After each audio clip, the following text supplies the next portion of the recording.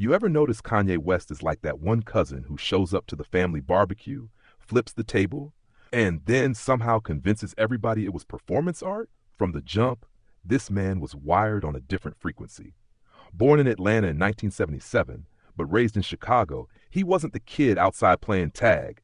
Nah, little Kanye was in his room dissecting beats like he was training to become the first black mad scientist of hip-hop. Granny probably knocked on his door like, "Boy, can you at least eat dinner before you invent electricity?" He was crafting tracks for Jay-Z's The Blueprint in 2001, and the sound was so fresh it had rappers looking around like, who let Mozart in here with a drum machine? And Kanye wasn't shy about it either. He'd walk into rooms with that chest out like a kid who just found out he was taller than his uncle. Then came the College Dropout in 2004, the album that made you want to quit your job, call your mama, and tell her you were going to be the next superstar, even if the only mic you ever held was at karaoke night. The record blew up, won Grammys, and turned Kanye into a household name faster than Granny can fry chicken on Sunday. And let's be honest, Jesus Walks had church folks two-stepping in the pews like amen, but keep the beat going. But here's the thing about Kanye. His brain don't come with a pause button. He's hyper-focused, obsessive, and explosive. Like, remember the Taylor Swift moment at the 2009 VMAs? But Beyonce had one of the best videos of all time. My guy stormed the stage like somebody unplugged his Xbox mid-game. That's classic Kanye. Emotions cranked up to 200, zero filter, and a spotlight waiting for him to break it. Your mama would have grabbed you by the ear and whispered, "You better sit down before I embarrass you in front of Beyonce." And the wildest part? Kanye's chaos is matched only by his genius.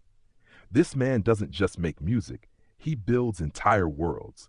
From Graduation's neon teddy bear universe to 808s and Heartbreak, which literally invented modern sad rap. Half your favorite artists today owe their careers to Kanye's autistic-coded Heartbreak Symphony. And then there's My Beautiful Dark Twisted Fantasy, an album so big, so over the top, even your granny who only listens to gospel said, "Okay, I feel this one." But Kanye doesn't stop at music. Oh no, he's designing sneakers that got people camping outside stores like it's Black Friday at Walmart. Yeezys had folks selling kidneys just to cop a pair. Pops probably walked in wearing some bootleg Yeezy 500s from the swap meet, trying to flex like he was part of the culture. Nice try, Pop. Then came the presidential run in 2020. Yep, Kanye decided to run for president of the United States.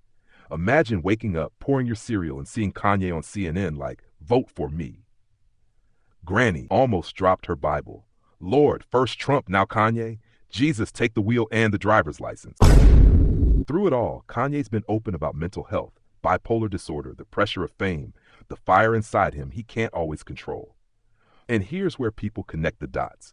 The way he hyper-focuses on beats, obsesses over every detail, struggles with social cues, and then pours raw emotion into art. Fans look at that and say, "Yo, that feels like autism traits." Now, he's never claimed that. But people on the spectrum see pieces of themselves in Kanye's intensity, his tunnel vision, his brilliance, and his breakdowns. And maybe that's why Kanye stays fascinating. Because he's not just a rapper, not just a producer, not just a fashion mogul, he's an experience, a tornado of creativity and chaos. You don't just follow Kanye, you buckle up like you're about to ride the world's most unpredictable roller coaster. Granny sitting next to you like, "Lord, I didn't sign up for this ride."